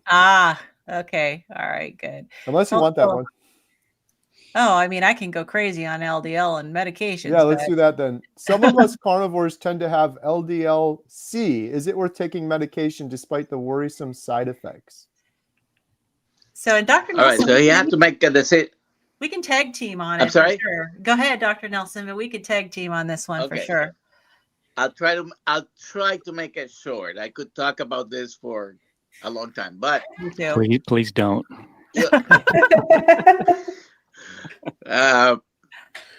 Soon Adam will be able to talk a lot about it too. True. I hope I'm not spoiling anything, Adam. But about a quarter, 20 to 25% of people who are on a low carbohydrate diet. Sorry, I talk more with my hands and I just hit my stand here. Will have higher amounts of LDL. Usually it's the leaner people, not the people that still look like me or some other people who are still big. But yeah, it can go up. So I was just talking to I have an office I'm sharing with another physician. Today I'm talking to him about LDL cholesterol, as a matter of fact. And atorvastatin. Atorvastatin, anyone doesn't believe me, go to the package insert. You can find it online. Package insert atorvastatin. Look at the clinical trials that were conducted to get that medication approved. When the Pfizer reps used to come around to the office to tell me how great Lipitor was, which is atorvastatin, 36% risk reduction. The key word there was, however, they skipped over frequently, relative risk reduction. When you read the studies, and the stats are this: out of every 100 people who were on the placebo group or the control group, had 3% cardiovascular events. Out of the people that were taking atorvastatin, 1.9% had cardiovascular events. That means over the length of the study, I don't know if it was 10 years, thousands of people, every 100 people on the medication had a reduction in the number of events of 1.1%. So when you think about it that way, that was the absolute risk reduction. Yeah. Is it a positive one? Yeah, it is. It does reduce the incidence of primary events, but if it's 100 of us, 3 of us are going to have heart attacks without the medicine, and 2 of us, because I don't know anyone who's a 1.9% person or 1.9 person. So the reduction is 1.1. 2 of you are going to have, with the medicine, still heart attack. So 1% absolute risk reduction over the length of the study. Yeah. And For some people, that might be worth it. My thing is too, before making a decision like that, you need to have complete information. And the cholesterol panel that you get from your doctor really isn't giving you complete information about that LDL cholesterol. I had a fractionated LDL test done, and that will tell you how much of that LDL is the big fluffy particles, which we tend to have as carnivores. And those big fluffy particles have 0 cardiovascular risk, versus the low dense LDL, which is the one that is to be concerned with. And so as carnivores, even though our LDL cholesterol goes up, it tends to be the big fluffy particles. So getting that test will help you see, okay, I've got the big fluffy particles. That's why my LDL is up. And the statins essentially don't barely even touch the dense particles. When they lower your LDL, they're really lowering the big fluffy particles that have no risk at all to you.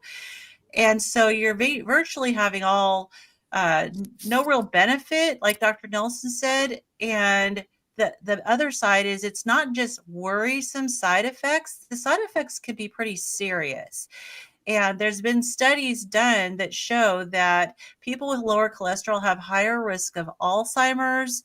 They have overall higher all-cause mortality, particularly as you get older.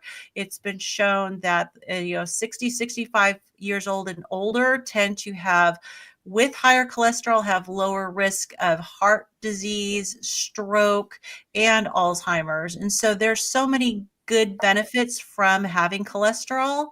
So I would absolutely, unless you're a very rare exception, I mean, I wouldn't touch statins with a 10-foot pole, but I would get educated and really drill down and find out your specific ratio of large particles to small particles and figure And out. you forgot diabetes. Oh, yes, diabetes. Absolutely. That's a big one. The statins absolutely increase your risk of diabetes. So I classify all those things more than just worrisome side effects. Those are serious side effects. So you got to weigh for you, is it worth it or not? Good stuff. Thank you. So we're going to do a drawing, and I just want to mention one more time, you can get the Independence Arc Farm Beef Bundle, $225 value. We're doing that drawing the last Thursday of the month. You just sign up for our email newsletter after you subscribe to each of the folks here on the stream tonight. $225 value, grass-fed, grass-finished. Now we're going to select a random winner for our 1-month free membership, HealingHumanity.life. And if you're not a winner and you still want it, you can just sign up with code LIFEJ50 for 50% off your first month. Got multiple Zoom calls going on per week, the Breaking Addictions call. Yeah, I was going to add to that, Carrie. We have a ton of questions tonight, and we're going to try to get to as many as we possibly can. But if we don't, and you want to get your question answered, like Carrie's mentioned, we have 2 live Q&A calls every single week. And then you can also, send us messages or make posts inside the group as well. And we try to get those answers as quickly as we can as well. So with that, drum roll, please. Drum roll, please. Giving away Healing Humanity membership to a random winner. And the winner is Rondi Murphy. Woo! Congratulations, Rondi Murphy. You have won 30 days free on HealingHumanity.life. Can't wait to hang out. All right. Should we do one more? Let's do it, man. Should we do, what do you think? Same one? The big one? Sure. Let's do it.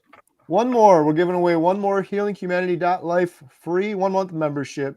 You can see right on the bottom of the page there, it is #life. And you got to make sure to subscribe to each host listed in the YouTube description. Post your question, post your comment, #life. And we're going to try to turbo through some of these questions. But real quick, can you answer George V's question? He asked how he can get a hold of some Arizona meetup tickets. Oh, thank you. I am kind of lost on that, but I can answer that. How to get a hold of some Arizona tickets. You do that at, I'll put it on the bottom of the screen right now, healinghumanity.movie/events. And there's a clickable link in the description. You can just click on that and you can get some tickets to our Arizona event or our Chicago event or any of the other ones that are coming up thereafter. I got another one for the comments here. I need everyone's opinion on that beautiful face underneath that cowboy hat. What does that look awesome to you guys or what? Easy. Oh man. Trying to wake Todd up. Oh, I'm up. All right. Well, I'll tell you how my day went after this live stream. All right. Question for me, or did I skip one? Carrie, you eliminated your gout too, didn't you? Is this a common occurrence with carnivore? Yes, yes, and yes. I've heard it from several people. I think, Todd, you had gout too, right? Yeah, terrible. If you want to learn more, check out Dr. Barry's video on gout. It's a really good video. And I was diagnosed with gout, and then I went to another doctor, and he's like, that's not gout. You just have a ton of inflammation. And then after, this was over the course of 18 months, I went to a third doctor, and they're like, yeah, that is gout. So whatever it was or wasn't, it is no more. It's completely gone on carnivore. But that was something that took longer for me on carnivore. A lot of things happened quicker, but that one happened later. And we never did answer what our health goals are. Yeah, health goal. What health goal do you have this year? I think we're on to Adam now. Oh, wow. So somebody had asked this question that I starred about stevia, and health goal this year is to quit artificial sweeteners. I mainly only do it just to cut the bitterness in coffee. And I found out, Dr. Nelson is going through a Nutrition Network course, and I'm doing the same thing. And I found out through that course that having artificial sweeteners will actually spike your insulin. And for some people, it does it more so than others. And I really think that I'm having quite an insulin spike from having these artificial sweeteners. So this year, one of my health goals is to completely eliminate that for good, because there really should be no unnecessary insulin spikes if I can help it. So that's it for me. All right. Thanks for being available for questions. Y'all are great. Quick note from Doug Warren. He had to go pee, but he'll be right back. So stay tuned for that. We'll check back in with Doug in a second, make sure that all went well for him.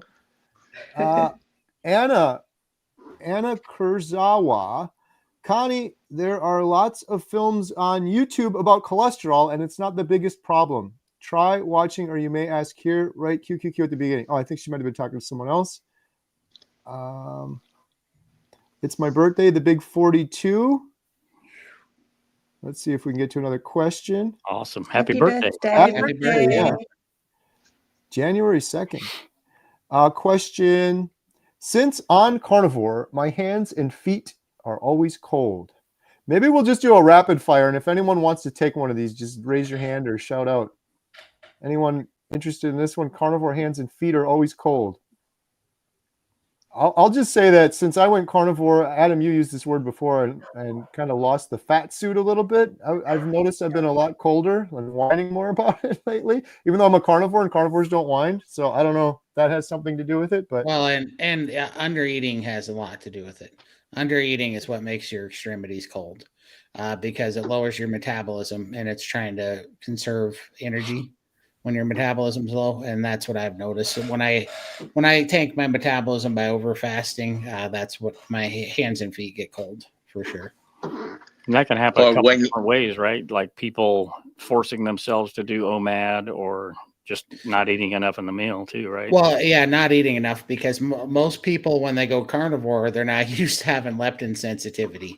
And so when they get that back, and they're everybody's used to already calorie restricting, and then you throw in a little bit of leptin sensitivity and you're not used to that. So many people, it's so much more common for people to undereat, is what I'm seeing, than overeat on carnivore. So they end up tanking their metabolism, including me. I did that. That's what I was speaking of. MK, I want to start a carnivore diet, but don't know what to eat for each meal. Any meal plans or videos to help me start? Animals. Beef, butter, bacon, eggs. Yeah, I mean, there's people out there who have carnivore channels. I would recommend do not try to make the fake foods. If you're trying to keep carnivore, keep it simple, because I know that for me, the fake foods mess me up. So, have bacon and eggs for breakfast. If you're not histamine sensitive, have bacon and eggs for breakfast. Have plenty of ground beef around. If you're okay with ground beef, it's easy. Make yourself hamburger patties. If you need to watch your budget, have all beef hot dogs. So those are some things that you can do that are super simple, but I would definitely say keep it really simple and clean, whole food. And don't worry about creating recipes, and meal planning is so easy. Just do it and keep it as simple as you can. Question from Lori. I have been carnivore for about 3 months. I have had weird symptoms after eating. My throat, ears, eyes start itching and crazy sneezing.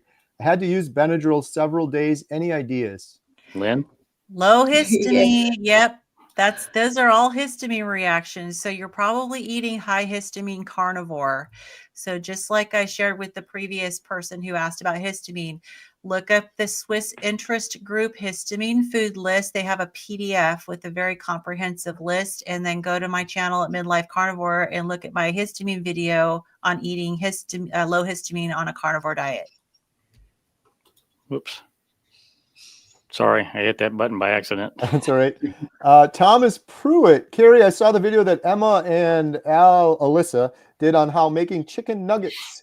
Would you be able to use chicken thighs instead of chicken breasts? Yes. I'll talk to them about that. I'm sure you could, and it'd probably be better because it'd be fattier. Maybe a little bit more challenging, but I don't know. I make chicken nuggets out of pork, actually. Nice. I can't eat the dang. I can't eat the dang chicken. It makes me sick. So I make fake chicken nuggets out of pork sometimes, and it works awesome. It just sounds funny. Doug Yes. Warren has went pee, and he's back from the restroom now. Welcome back, Doug. Thoughts on using colostrum? Did you wash? That's what we want to know. Yeah, you answer us first. Is Yeah, you came colostrum in back the pretty restroom? quick. I don't have any thoughts on colostrum. I haven't used it. I don't know. My thoughts on it are, how do they harvest it? That, I've always had a concern with how it's actually harvested, and I really don't know. So I don't have too many thoughts on it. My first thought is, it seems like something that shouldn't be done as far as the collection of it, but I really don't know and understand enough about it. Maybe you guys can comment on it. As far as I know, colostrum is the first milk that comes out of a cow after a newborn calf is born, which seems to be meant for the newborn calf. So if they're collecting this, I'm just confused at the whole process of it. Yeah. Question for Todd: how long did you dry fast to become fat adapted? So I've only purposely done 24-hour dry fast. Me and Coach Raymond talked about this, and really any kind of risks happen after 24 hours, they say. So I just wanted to put a bunch of 24-hour ones in there to kind of condition myself for dry fasting before I did longer ones. But it only took about 2 alternate 7-day fasts so long story short, about 8 24-hour dry fasts before I got extra fat adapted. And I knew that because before I started dry fasting, I was drinking upwards of 2 gallons of water a day, and I had a pretty insatiable thirst. And after I started dry fasting, I cut it down to about 64 ounces of water a day, about a half gallon. And that was incredible to me because, once I became fat adapted, my body started dipping into metabolic fluid. It really stopped my thirst for water. One more question on the dry fasting with taking medication in the morning, meaning I will need some water to take the medication. Well, I'm not going to tell you to get off your medication, but if I got off my medication, so I don't know what you're taking. Also, I do take iodine, and when I'm doing a dry fast, it ain't pretty, but I put a whole 20 drops of iodine on my tongue so that I don't have to take it with water, and so I just kind of stomach it. But I don't know. That would be tricky. I don't know what kind of medication you're taking, but I'm going to channel Dr. Phil here and say, maybe you can make a partner with your doctor and have him help you come up with a plan to get off the medication if at all possible. Question for Dr. Nelson from our good friend Amy Haas, who will also be speaking at our Arizona meetup. Dr. Nelson, I injured my ribs or the muscles around my ribs 1 week ago. Still really hurting, and I also have a kidney infection, on meds 5 days. Can I use D-ribose to help my ribs? I have Ehlers-Danlos.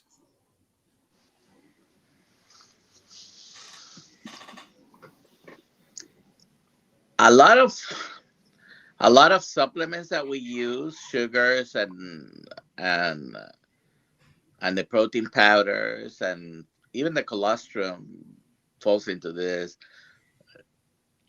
You're breaking them down in your stomach and intestine, digesting that food into the basic molecules before they get absorbed.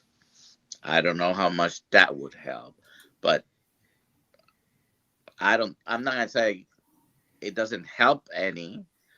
The ribs, very painful. They're just gonna take its time. Just take it easy. Don't go overdoing it because you can hurt yourself again. And the kidney infection, you need to finish the antibiotics. So, yeah, you can do that. Thank you. Question from Michael. I am a 63-year-old male born with cerebral palsy and was very healthy until about 20 years ago. I have been a strict beef-only carnivore since 2019 and still struggle with gut issues. What can I do? I'd look and make sure it's not a histamine issue. I mean, there may be other things, but that's one of the first things is have you tried low histamine, or are you currently doing low histamine? If it's low histamine, it's probably something else, but that would be the easiest thing to try, is to make sure. Some people are very, very sensitive to how fresh your beef is. And the longer you leave something in the refrigerator, that's when it's not frozen, or even after it's cooked, if you leave leftovers in the refrigerator, it starts building up histamine. And so some people are super, super sensitive to where they have to even like cook their meat very fresh and then put the leftovers in the freezer and then defrost it when you want to eat it again. So I'd explore whether or not it's a histamine issue and figure out what can you do to lower the histamine. And then of course it could be something else, but that would be my first thought.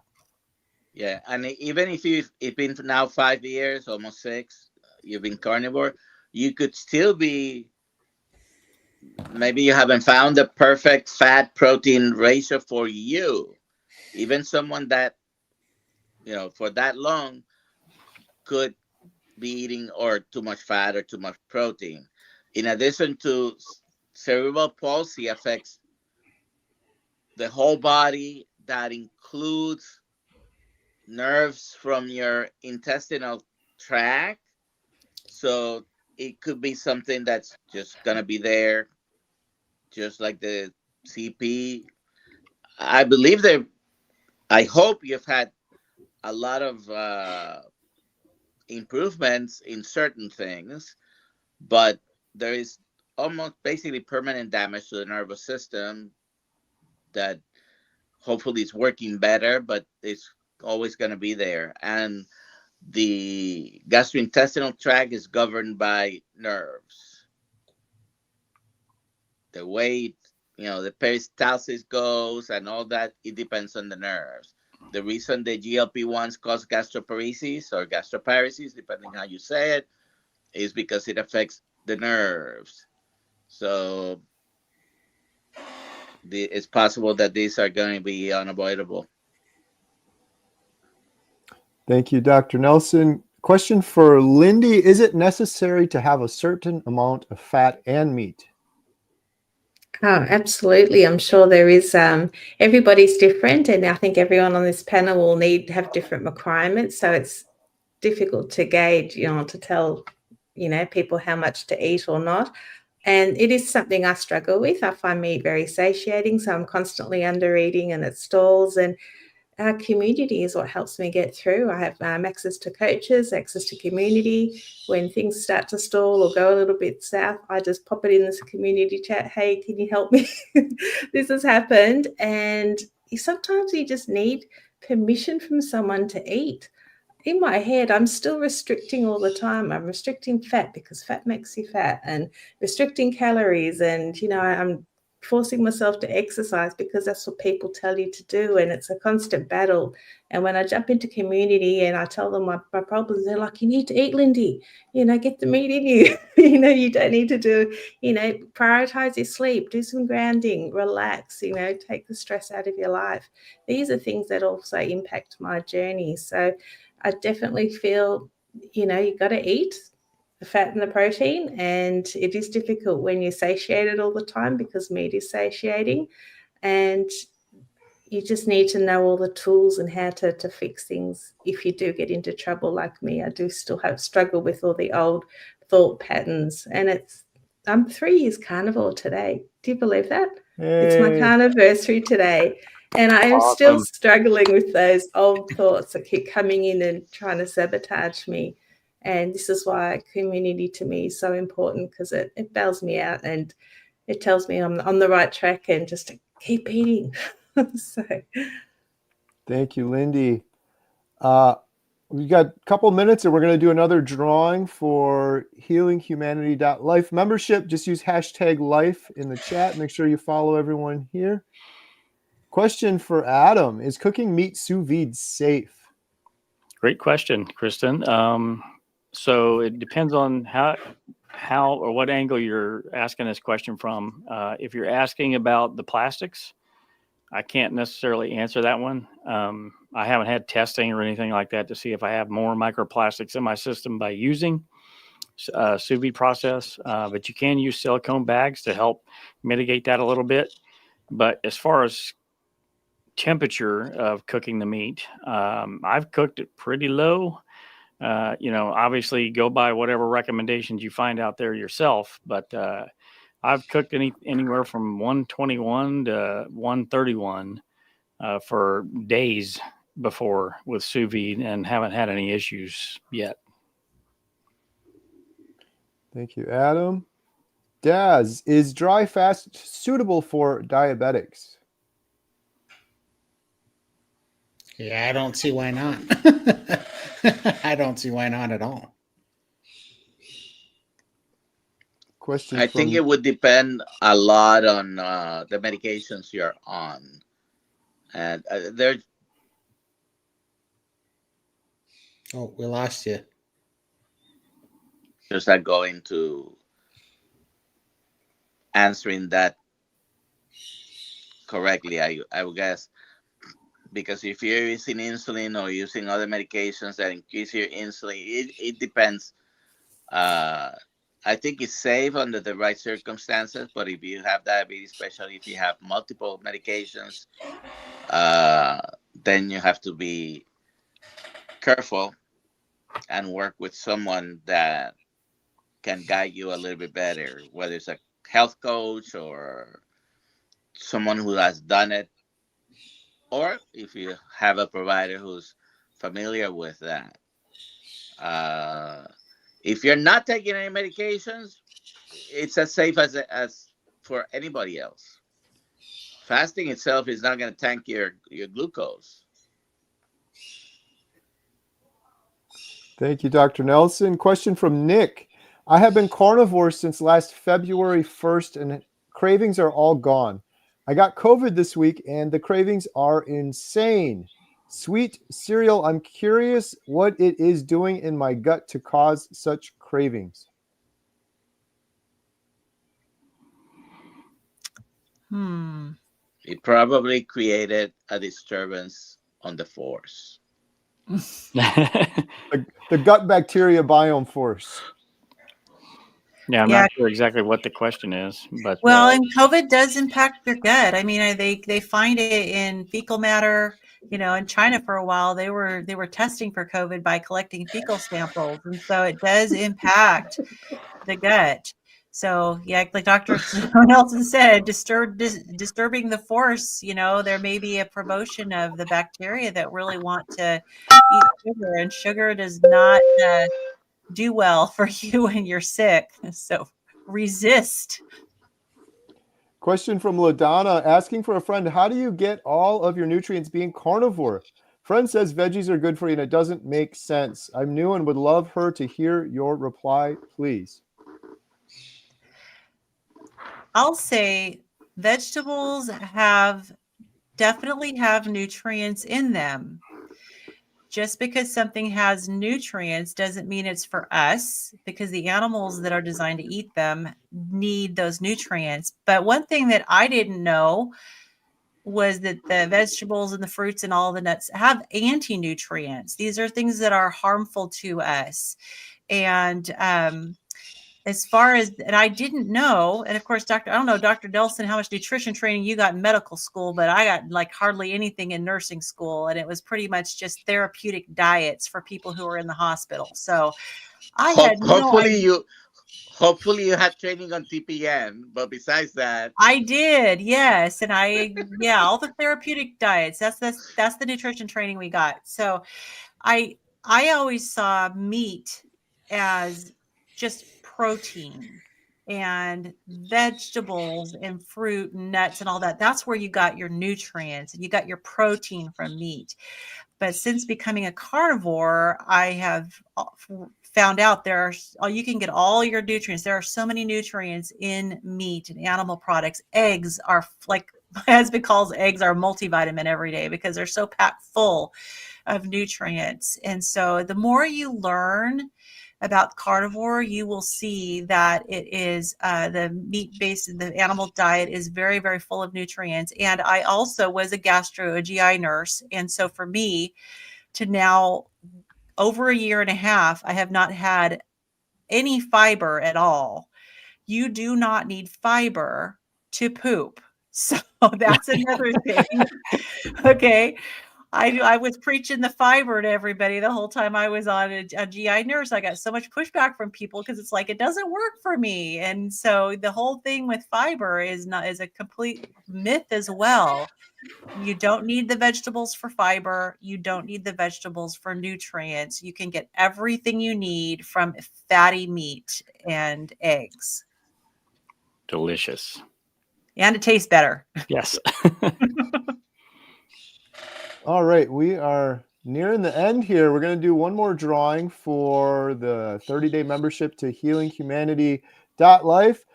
Just remember, if you still want to get in on this, we're going to be doing this and doing the drawing the last Thursday of the month. $225 ancestral blend. That's the cool stuff. That's where they mix up some organ meat with some ground beef, grass-fed, grass-finished. There's some other roasts and things like that in that package as well. Just sign up for the email newsletter. Make sure you follow everyone here. And we're going to do the final drawing now. Okay. Here we go. Here we go.